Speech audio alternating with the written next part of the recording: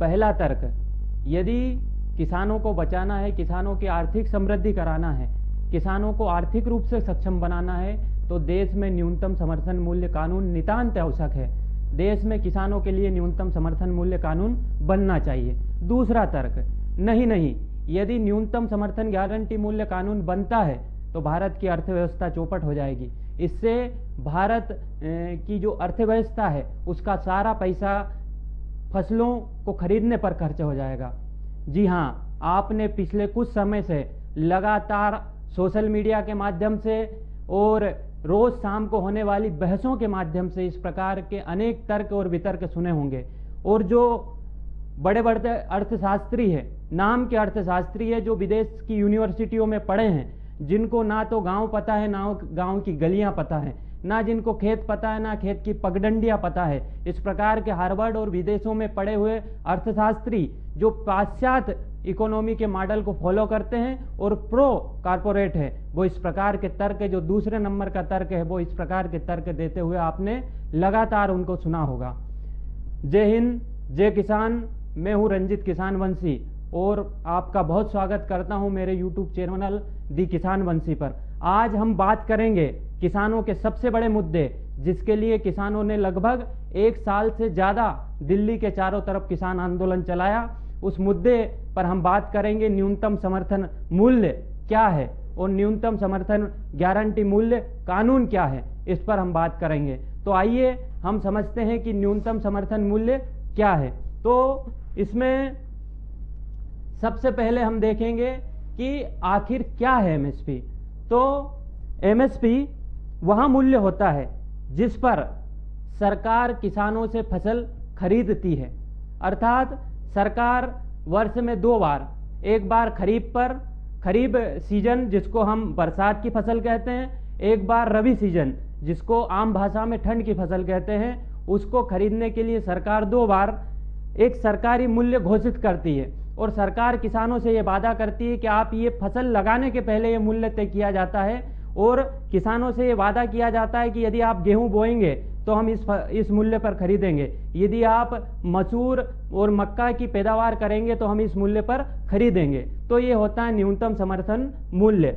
आगे बढ़ते हैं, इसमें हम दूसरा आता है कि क्यों तय किया जाता है एमएसपी, आखिर क्या कारण है कि एमएसपी तय किया जाता है। तो देखिए, सरकार एक कम से कम मूल्य जो किसानों को मिलना चाहिए, जो लागत होता है उससे 50% अधिक मूल्य जो किसानों ने अपने 1 किलो, मान लीजिए गेहूं उत्पादन के लिए 10 रुपए खर्च हुए उसके, तो 10 रुपए तो उसकी लागत प्लस 5 रुपए उसका मुनाफा, वो जोड़कर एक मूल्य सरकार तय करती है। और ये इसलिए तय किया जाता है ताकि किसानों को उसका वाजिब दाम मिल सके, उसको उसका जो मेहनत है उसका हक मिल सके और उसको जो उसने एग्रीकल्चर इनपुट लगाया है, जो लागत लगाया है, उस पर उसको मुनाफा मिल सके। इसके बाद अगला क्वेश्चन, जो लोग खेती नहीं करते हैं, जिन लोगों का परिवार खेती से जुड़ा नहीं है, उनके दिमाग में अगला क्वेश्चन आता है कि कौन तय करता है एमएसपी। तो एमएसपी तय करता है सीएसीपी, जिसको कहा जाता है कृषि लागत एवं मूल्य आयोग, commissioner for agriculture cost and price. ये सीएसीपी तय करता है। सीएसीपी एक संस्था है जो हर साल वर्ष में 2 बार, जैसे मैंने पहले बताया, वर्ष में 2 बार ये हर साल देखता है कि कितनी लागत लगी है और उस पर 50% मुनाफा देकर एक कमेटी होती है जिसके सदस्य किसान संगठन के लिए लोग होते हैं। ये बात अलग है कि जब से 2014 से मोदी सरकार आई है तब से अभी तक इसमें कोई भी किसान इसका सदस्य नहीं है। एसी रूम में बैठकर कुछ लोग जो ना तो उनको खेती किसानी का ज्ञान है, वो सीएसीपी में बैठते हैं और किसानों की मेहनत, उनका हक और उनका दाम तय करते हैं। अब कैसे तय होता है एमएसपी, अगला क्वेश्चन। तो कैसे तय होता है एमएसपी? खेती की लागत के अलावा, जैसा मैंने अभी आपको कुछ देर पहले बताया, 1 किलो गेहूं उत्पादन में मान लीजिए 10 रुपए खर्चे हुए, बीज, खाद, दवाई, पेस्टिसाइड, इंसेक्टिसाइड, उसके कृषि यंत्र, उसने ट्रैक्टर चलाया उसने बुआई के लिए ट्रैक्टर चलाया, पहले कल्टीवेशन के लिए ट्रैक्टर का चलाया, उसका खर्च है, और जो मजदूरी लगी उसका खर्च है। इन सबको जोड़ने के बाद और इसके साथ ही मार्केट में उस फसल की डिमांड क्या है, उसके साथ डिमांड के अलावा फॉरेन में दूसरे जगह पर उसकी मांग आपूर्ति की परिस्थितियों, मार्केट प्राइस टेट्स और अन्य फसलों की तुलना पर भी विचार करके सीएसीपी इसकी भाव तय करता है, एमएसपी तय करता है। इसके बाद जो अगला प्रश्न आता है कि अभी लागत का कितना गुना है एमएसपी। जैसा कि आप सब जानते हैं 2004 में एक स्वामीनाथन रिपोर्ट लागू हुई, स्वामीनाथन आयोग बना था, और ये स्वामीनाथन आयोग भारत सरकार ने बनाया था, इसलिए बनाया था ताकि किसानों की आर्थिक स्थिति को सुधारा जा सके, किसानों को एक वाजिब दाम मिल सके, ताकि किसान अच्छा जीवन जी सके, किसान भी अपने बेटे को अच्छी जगह पढ़ा सके, अपने बुजुर्ग माता पिता का इलाज करा सके। तो उसके लिए स्वामीनाथन आयोग बना था, और स्वामीनाथन आयोग ने बताया कि यदि आप चाहते हैं कि किसान को उसकी मेहनत का हक मिले, तो आपको किसान को उसकी जो लागत है उस पर 1.5 गुना एमएसपी देना होगा, तब जाके किसान को एक संतोषजनक भाव मिलेगा और वो अपने जीवन स्तर में सुधार कर सकता है। किसानों की आत्महत्या बंद होगी, किसान जो आज साहूकारों के कर्ज के बोझ में दबा हुआ है उससे बाहर निकल सकेगा। तो लागत आयोग एमएसपी इससे तय होती है, और उत्पादन लागत 2 प्रकार की होती है, इस पे भी एक बहस है।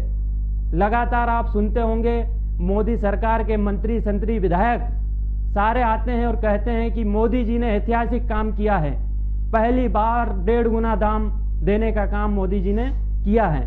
अब इसमें 2 चीजें हैं, 2 प्रकार की कॉस्ट होती है, एक A2 कॉस्ट होती है और एक C2 कॉस्ट होती है। अब जो वर्तमान सरकार अभी जो एमएसपी की घोषणा करती है वो A2 कॉस्ट पर करती है, और जो किसान संगठन और स्वामीनाथन आयोग ने जो बोला है वो C2 कास्ट पर बोला है कि C2 कास्ट का 50% मुनाफा के जोड़कर किसानों को उनकी फसल का दाम देना चाहिए। तो A2 और C2 में क्या अंतर होता है? देखिए, सीधा और छोटी मैं आपको सामान्य भाषा में समझाऊं तो A2 कास्ट में बीज, खाद, दवाई, ट्रैक्टर यदि उसने चलाया, कृषि यंत्र, इनका खर्च जोड़ा जाता है। जबकि C2 कास्ट में इसमें 2-3 चीजें एडिशनल जोड़ी जाती है। जिस जमीन पर खेती की जा रही है उस जमीन का किराया, साथ ही जो घरेलू फैमिली लेबर जो किसान के घर के लोगों ने काम किया है उनका मजदूरी, वेतन, और साथ ही में जो महंगाई बढ़ती है वो। तो यदि जमीन का किराया जोड़ दिया जाए, साथ में उसकी फैमिली लेबर जोड़ दी जाए, तो ये होता है C2 कॉस्ट। और यदि केवल उसका खाद बीज का लागत जोड़ी जाए तो ये होती है A2 कास्ट। तो जो वर्तमान में अभी सरकार जो दे रही है वो दे रही है A2 कास्ट पे 50%। इसके बाद जो अगला क्वेश्चन जो आपके दिमाग में आ रहा होगा वो है किन फसलों पर तय होता है एमएसपी। तो देखिए, अभी जो भारत सरकार है वो रबी और खरीफ दोनों सीजन को हम देखें तो लगभग 23 फसलों पर एमएसपी की घोषणा करती है। खरीदी अलग बात है, मैं बोल रहा हूं घोषणा करती है कि 23 फसलों की एमएसपी ये होना चाहिए। अब इसमें 7 फसल आती है अनाज की, 7 फसल आती तिलहन की, 5 फसल आती है इसमें दलहन की, और इसके अलावा 4 कमर्शियल क्रॉप इसमें शामिल की गई है, जिसमें धान, गेहूं, मक्का, जौ, बाजरा, चना, मूंग, उड़द, और इसके अलावा गन्ना, कपास, जूट। इन फसलों का दाम सरकार द्वारा एमएसपी के रूप में तय किया जाता है। अब एक क्वेश्चन आता है कि एमएसपी सबसे पहले कब चालू हुई थी, एमएसपी की देश में शुरुआत कब हुई थी? तो वर्ष 1965 में जब हरित क्रांति आई थी उस समय से एमएसपी की शुरुआत हुई थी। अब 1966-67 में गेहूं की खरीदी के समय इसकी शुरुआत हुई एमएसपी की सबसे पहले 1966-67 में। इसके आगे हम देखें तो हमने देखा कि एमएसपी की घोषणा कैसे होती है, एमएसपी कितना घोषित किया जाता है, एमएसपी की कब शुरुआत हुई थी। अब आपके दिमाग में एक क्वेश्चन आ रहा होगा कि जब सरकार वर्ष में 2 बार एमएसपी की घोषणा कर देती है, जब 23 फसलें एमएसपी कर खरीद और उसकी घोषणा करती है, तो फिर किसान आंदोलन क्यों कर रहे हैं? जब 1.5 गुना किसानों को मिल रहा है तो फिर किसान क्यों लगातार एमएसपी गारंटी कानून, न्यूनतम समर्थन मूल्य गारंटी कानून की मांग कर रहे हैं? तो इसमें आपको एक बात समझना होगा, सरकार 23 फसलों की घोषणा करती है कि एमएसपी इतना होना चाहिए, और जब घोषणा करती हो तो आपने देखा है एक दिन मोदी जी का सुंदर फोटो, उसके साइड में स्थानीय विधायक का, पार्षद का, सरपंच का, चिंटू मिंटू जितने भी नेता हैं अपना एक फोटो लगाते हैं और बोलते हैं कि ऐतिहासिक बढ़ोतरी, इतनी बढ़ा दी, उतनी बढ़ा दी। लेकिन धरातल की सच्चाई क्या है? धरातल की सच्चाई ये है कि जो 23 फसलों पर एमएसपी घोषित की जाती है उसमें से मात्र 3 से 4 फसलें, और दो मुख्य तौर पर हम देखें तो 2 फसलें, पहली धान, दूसरा गेहूं, इनकी खरीदी इसलिए होती है क्योंकि पीडीएस सिस्टम में इनको बांटना होता है। तो ये 2 फसलों की खरीदी सरकार, एक तो गेहूं, धान, कभी कभार मध्य प्रदेश के परिप्रेक्ष्य में यदि हम बात करें तो चने की कभी कभार खरीदी होती है, कभी कभार मूंग की खरीदी होती है। इसके अलावा मोटे अनाज के रूप में ज्वार की खरीदी होती है। अब इस पे हम तो ये जो सबसे बड़ा जो लोगों के दिमाग में बैठा दिया गया है कि 1.5 गुना एमएसपी हो गई है, एमएसपी हर साल घोषित की जाती है तो बहुत ढोल नगाड़े गाजे बाजे के साथ घोषित की जाती है, और पूरे देश के में मीडिया के माध्यम से, सोशल मीडिया के माध्यम से जो लोग खेती किसानी से नहीं जुड़े हैं उनको ये बताया जाता है कि देखिए हमने इतनी एमएसपी बढ़ा दी किसानों की, और किसानों का हमने इतना रुपया उनकी जेब में डाल दिया। लेकिन जब खरीदी करने की बात आती है तो सरकार दोनों हाथ खड़े कर देती है, और किसान बेचारा एपीएमसी जो मंडी है और खुला मार्केट है उसके भरोसे रहता है, क्योंकि लगभग 6% किसान ही है देश का जो एमएसपी पे बेच सकता है। इसके बाद यदि हम आगे देखें तो न्यूनतम समर्थन मूल्य गारंटी कानून क्या है? अब इसमें कोई बहुत बड़ा रॉकेट साइंस नहीं है जिस चीज की आज किसान मांग कर रहे हैं। किसान मांग कर रहे हैं कि आप साल में जो 2 बार न्यूनतम समर्थन मूल्य घोषित करते हैं, हमारा केवल इतना सा निवेदन है कि आप एक कानून लाइए, उसमें ऐसा प्रावधान कीजिए कि किसी भी मंडी में और किसी भी जगह पर न्यूनतम समर्थन मूल्य से नीचे कोई भी फसल यदि खरीदी होती है तो जो व्यक्ति खरीदी करेगा उसके ऊपर दंडात्मक कार्रवाई होगी, उसको सजा होगी, उसके ऊपर कार्रवाई होगी। ये आज किसान संगठन मांग कर रहे हैं। क्योंकि आप सोचिए, किसानों को सरकार बोलती है कि एक न्यूनतम मूल्य, हम बता रहे हैं ये मूल्य तो किसानों को मिलना ही चाहिए, यदि ये मूल्य नहीं मिलता है तो किसानों को घाटा है। तो किसान मांग कर रहे हैं कि आप इस जो मूल्य है इसको आप गारंटी दे दीजिए और इस मूल्य पर हम हमारी खरीदी हो। अब इसमें एक क्वेश्चन कई लोगों का बनता है कि सरकार इतना अनाज कैसे खरीदेगी, सरकार इतना खरीद करेगी तो उसको कहाँ रखेगी, स्टोरेज कहाँ करेगी, उसको बेचेगी कहाँ, फिर वो पड़ा पड़ा सड़ जाएगा। और इस प्रकार के कई प्रश्न जो स्वतः कई लोगों के दिमाग में उठे हैं, और जो अर्थशास्त्री मैंने इस वीडियो के शुरुआत में आपको बताए हैं उन प्रकार के अर्थशास्त्रियों ने आम भारतीय के दिमाग में और कई किसानों के दिमाग में इस प्रकार के क्वेश्चन भर दिए हैं। इसके बाद यदि हम आगे देखें तो न्यूनतम समर्थन मूल्य गारंटी कानून आने से किसानों का क्या फायदा होगा? न्यूनतम समर्थन मूल्य गारंटी कानून यदि आता है तो इससे किसानों का क्या फायदा होगा? तो देखिए, न्यूनतम समर्थन मूल्य गारंटी कानून आता है तो एक छोटे से उदाहरण के माध्यम से मैं आपको समझाता हूं। मान लीजिए आप मूंग के किसान हैं, कोई मूंग का किसान है, उसने अपने 10 एकड़ खेत में मूंग की फसल लगाई है। अब मूंग का समर्थन मूल्य मान लिया जाए 7200 रुपये है, लेकिन जब मूंग की फसल तैयार होकर आती है तो किसान बेचने जाता है, मंडी के अंदर उसका भाव ड्रॉप हो जाता है, कम हो जाता है उसका भाव, और उसका भाव हो जाता है 5000 रुपये प्रति क्विंटल। अब जो 1 क्विंटल मूंग का किसान को मिलना चाहिए 7200 रुपये, मंडी में कितना मिल रहा है? 5000 रुपये, क्योंकि सरकारी खरीदी नहीं हो रही है। अब सरकार लगातार ये कह रही है कि मंडी में एमएसपी मिलता है, लेकिन ये कोरा और सफेद झूठ है। भारत की कोई भी एक ऐसी मंडी नहीं है जिसमें एमएसपी मिलता हो। केवल सरकारी केंद्र जहां पर एमएसपी के तहत खरीदी की जाती है, सहकारी सोसाइटियों के माध्यम से खरीदी की जाती है, उन पर ही एमएसपी मिलता है। भारत की किसी भी मंडी में एमएसपी पर खरीदी नहीं होती है। तो जो बेचारे किसान का 72 साल का मूंग है वो 5,000 में हमारा बिकता है, और इससे क्या होता है कि प्रति क्विंटल लगभग किसान को 2,000 रुपये का घाटा होता है। अब एक एकड़ का आप हिसाब लगाएंगे तो 1 एकड़ में 5-7 क्विंटल मूंग पैदा होता है। अब पैसे में देखेंगे घाटा तो 5-7 क्विंटल मूंग का 10 का लगभग 10 से 12,000 रुपये प्रति एकड़। 1 एकड़ के किसान को कितना नुकसान हो रहा है? 10 से 12,000 रुपये। अब सोचिए, किसान ने जो लागत लगाई है उसके अतिरिक्त जो आय उसको आना था, उसका 10 से 12,000 रुपये उसका नुकसान हो गया। क्यों नुकसान हो गया?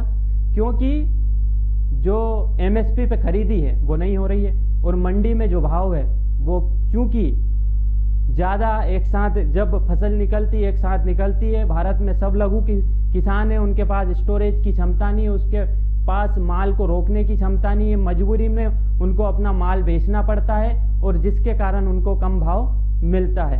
अब 1 एकड़ के किसान को 10 से 12,000 रुपये का घाटा इसमें होता है। अब सोचिए, यदि उसकी सरकारी खरीद होती या ऐसा कानून होता कि न्यूनतम समर्थन मूल्य से कम पर बिक्री नहीं होगी, तो उसको 10 से 12,000 रुपये अतिरिक्त मिलता। इस 10-12,000 रुपये में वो अपने बेटे को अच्छी स्कूल में पढ़ा सकता था, वो अपने बूढ़े माँ बाप का इलाज करा सकता था, वो जिससे उसने कर्ज लिया है उस कर्ज का भुगतान कर सकता था। और यही एक कारण है कि किसान तो अपने खेत में बहुत मेहनत करता है, किसान अपने खेत में और फसल उत्पादन में किसी प्रकार की कोई बेईमानी नहीं करता है, लेकिन जो दिल्ली में सरकार बैठी है उनकी कलम बेईमानी करती है किसानों का भाव तय करने में, और किसान को भाव मिले ये कानून बनाने में दिल्ली की सरकार और उनकी कलम बेईमानी लगातार पिछले कई वर्षों से कर रही है, जिस कारण आज किसानों की ये स्थिति है। तो ये है फायदा न्यूनतम समर्थन मूल्य गारंटी कानून बनने का, कि किसान को एक श्योरिटी होगी। जिस दिन वो खेत में बुआई करने जाएगा, जिस प्रकार आज गेहूं की बुआई करने जाता है तो उसको पता रहता है कि इतना मुझे दाम मिलेगा। अब इसके क्या नुकसान है? तो देखिए, इसका कोई नुकसान नहीं है, लेकिन न्यूनतम समर्थन मूल्य बनने के जो नुकसान लगातार प्रचारित किए जा रहे हैं उन नुकसान की मैं बात करता हूं। सबसे पहला जो नुकसान बताया जाता है वो बताया जाता है कि न्यूनतम समर्थन मूल्य यदि गारंटी कानून बनेगा तो देश का सारा पैसा चला जाएगा फसलों की खरीदी पर, और देश दिवालिया हो जाएगा। देश के पास दूसरे काम करने के पैसे ही नहीं बचेंगे। कुछ लोग आंकड़ा निकाल के लाए, 17 लाख करोड़ का खर्चा होगा, कोई 8 लाख करोड़ का आंकड़ा दे रहा है, कोई 12 लाख करोड़ का आंकड़ा दे रहा है। तो अलग अलग अर्थशास्त्री, जिनका मैंने कहा है ना तो गांव पता, ना गांव की गलियां, ना खेत पता, ना खेत की पगडंडियां, वो अर्थशास्त्री आंकड़ा निकाल के लाए हैं ताकि एक आम भारतीय को डराया जा सके और ये माहौल बनाया जा सके कि न्यूनतम समर्थन मूल्य गारंटी कानून ना बने। तो देखिए, इसको हम समझने के लिए थोड़ा सा आपको इसको समझना पड़ेगा। मान लीजिए 10 लाख करोड़ का खर्चा आता है एमएसपी पर सारी फसलों को खरीदी करने पर। सारी फसल खरीदी मान लीजिए सरकार करती है तो 10 लाख करोड़ का खर्चा आता है। अब 10 लाख करोड़ की मान लीजिए जो फसल सरकार ने खरीदी है, वो फसल को सरकार ले जाके किसी समुद्र में तो डुबा तो नहीं देगी, ले जाकर किसी समुद्र में फेंक तो नहीं देगी। 10 लाख करोड़ की जो फसल खरीदी है, निश्चित तौर पर जो फसल सरकार ने खरीदी है या तो वो पीडीएस के माध्यम से उसको बांटेगी, या फिर वो दाल मिलों को देगी, शराब फैक्ट्रियों को उस माल को दिया जाएगा, या फ्रूट प्रोसेसिंग वाली फैक्ट्रियों को दिया जाएगा। तो कहीं ना कहीं सरकार ने जो किसानों से खरीदा उसको वापस बेचेगी। तो मतलब जो पैसा सरकार ने लगाया है वो पैसा सरकार को वापस मिलेगा। तो पहला ये तर्क कि 10 लाख करोड़ का घाटा हो जाएगा, यह तर्क बिल्कुल गलत है, क्योंकि सरकार जो 10 लाख करोड़ का खरीदी करेगी उसको वापस बेचेगी, या तो पीडीएस के माध्यम से, या फ्रूट प्रोसेसिंग के माध्यम से, या फिर दलहन तिलहन की फैक्ट्री जो इससे उत्पाद बाई प्रोडक्ट बनता उनको वापस देगी, मतलब सरकार को वापस उसका पैसा मिलेगा। दूसरा, मान लिया जाए सरकार 10 लाख करोड़ की खरीदी करती है, तो देखिए 10 लाख करोड़ की खरीदी करती है, लेकिन आमतौर पर क्या होता है, जब भी सरकार उतरती है, जैसे ही पता चलता है कि हाँ सरकार इस फसल की एमएसपी पर खरीदी करना चालू होगी, दूसरे ही दिन, दूसरे तीसरे दिन तत्काल मार्केट के अंदर तेजी आ जाती है। और उसका परिणाम ये होता है कि जो 5,000 का मूंग मार्केट में बिक रहा होता है, वो मूंग सीधा 6,000 साढ़े 6,000 रुपये बिकने लगता है। और उससे फायदा ये होता है कि बहुत सारे किसान, क्योंकि सरकार तत्काल पेमेंट नहीं करती है, तो सरकार में बेचेंगे, उसके बाद कुछ दिन इंतजार के बाद पेमेंट आता है, तो इसका फायदा ये होता है कि आधे किसान तो डायरेक्ट मंडी में अपना माल बेच देते हैं। तो 10 लाख करोड़ की सरकार यदि घोषणा मात्र कर देगी कि हमको खरीदी एमएसपी न्यूनतम समर्थन मूल्य पर हम खरीदी करेंगे, तो आधा माल तो स्वतः मार्केट में तेजी आ जाएगी और मार्केट में बिक जाएगा, तो सरकार को पूरी खरीदी भी नहीं करनी पड़ेगी।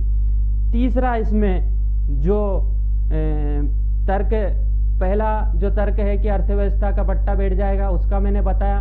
दूसरा तर्क जो इसमें दिया जाता है कि यदि सरकार ने खरीदी चालू कर दी तो फिर किसान लो क्वालिटी का माल लाएंगे, किसान खराब माल लाएंगे और सरकार को खरीदना पड़ेगा। सरकार किस प्रकार से उसमें वो करेगी? तो देखिए, आज भी सरकार जो खराब माल होता है उसको नहीं खरीदती है। एक इसमें लेवल होता है FAQ, उसी माल को सरकार खरीदती है, और ये आगे भी रहेगा। सरकार को चाहिए कि 2-3 अतिरिक्त मंडी में पद नियुक्त किए जाए, जिनका काम केवल यही रहे कि वो देखे कि कौन FAQ क्वालिटी का माल है, उसको MSP पर खरीदी किए जाए, जो FAQ क्वालिटी का माल नहीं है उस पर खरीदी की जाए।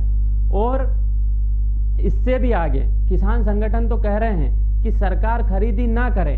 हम ये नहीं कह रहे हैं कि सरकार खरीदे हमारा माल, हम तो केवल ये कह रहे हैं कि MSP का गारंटी कानून बना दे और सरकार ये कह दे कि मंडियों में और बाहरी मार्केट में इससे कम रेट पर खरीदी नहीं होगी।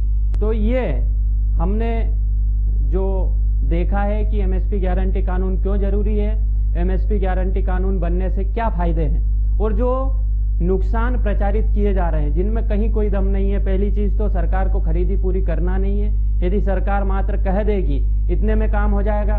दूसरी चीज, आज कोई भी संगठन, किसान संगठन या किसान ये नहीं बोल रहे हैं कि सरकार हमारी खरीदी करे। उनका सीधी सी मांग है कि आप तो केवल घोषणा कर दीजिए कि हम खरीदी करें, घोषणा कर दीजिए कि MSP के नीचे कोई भी फसल नहीं बिकेगी, आप ये केवल कानून बना दीजिए। और तीसरा जो इसमें तर्क दिया जाता है कि खराब लाएगा, उसका भी समाधान है। तो ये था न्यूनतम समर्थन मूल्य गारंटी कानून के ऊपर सारी डिटेल। उम्मीद है आपको ये वीडियो पसंद आया होगा, और ये जो जानकारी आपको मिली है इससे आप अन्य लोगों से जो इस प्रकार का झूठ प्रचारित करते हैं उनको जवाब दे सकेंगे, और किसानों के हक में, न्यूनतम समर्थन मूल्य गारंटी कानून के हक में अपनी बात को रख पाएंगे। यदि आपको ये वीडियो पसंद आया तो आप इसको लाइक कीजिए, और हमारा जो चैनल है किसान वंशी, इसको सब्सक्राइब कीजिए, ज़्यादा से ज़्यादा शेयर कीजिए, ताकि आज जो युवा किसान हैं, एक एक युवा किसान तक ये बात पहुंच सके। और जो अर्थशास्त्री है, जो लगातार प्रो कारपोरेट उद्योगपतियों के लिए दलाली करने का काम करते हैं, उद्योगपतियों के लिए बेटिंग कर रहे हैं, इस प्रकार के अर्थशास्त्रियों को मुंह तोड़ जवाब हमारा एक एक किसान का बेटा दे सके, उसके लिए इस वीडियो को आगे बढ़ाइए। धन्यवाद। जय किसान।